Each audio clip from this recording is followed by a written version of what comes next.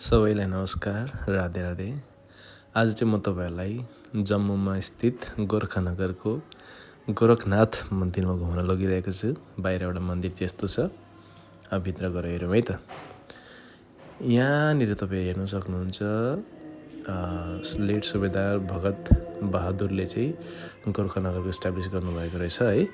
अनि हाम्रो गोर्खाली सेनाको फोटो, गोरखनाथ बाबाको पेन्टिङ पनि छ। अनि यहाँ शहीद दुर्गा मल्लको फोटो पनि लगाएको छन् है। ठुलो हल, यहाँ दुर्गा मल्ल कम्युनिटी हल भन्दो रहेछ। अनि यहाँ चाहिँ जय महाकाली आयो गोर्खाली भनेर लेखेको छ हाम्रो वार क्राई है।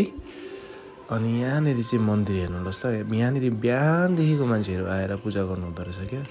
अनि हाम्रो क्षेत्रभन्दा एकदम डिफरेन्ट लाग्यो। यहाँनिर मान्छेहरू एकदमै डिभोटी छ, एकदम धेरै आध्यात्मिक छन् मान्छेहरू है। पूजा गर्नु लागि बिहानै आउँदो रहेछन्।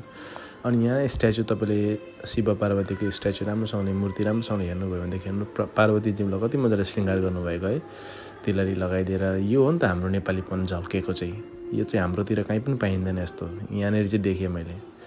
अनि यहाँ गोरखनाथ बाबाको मूर्ति है, एउटा अङ्कलले पूजा गर्नुहुँदैछ, शिवलिङ्गमा पानी चढाइरहनु भएको थियो। अनि यता हेर्दै जाँदाखेरि अझै यहाँनिर पनि बाबा गोरखनाथको फोटो छ है, तपाईँलाई म देखाउँछु। यहाँनिर हेर्नु है, फोटो भन्दा नि स्ट्याचु छ यहाँनिर। यहाँ चाहिँ बाबा गोरखनाथ हुनुहुन्छ।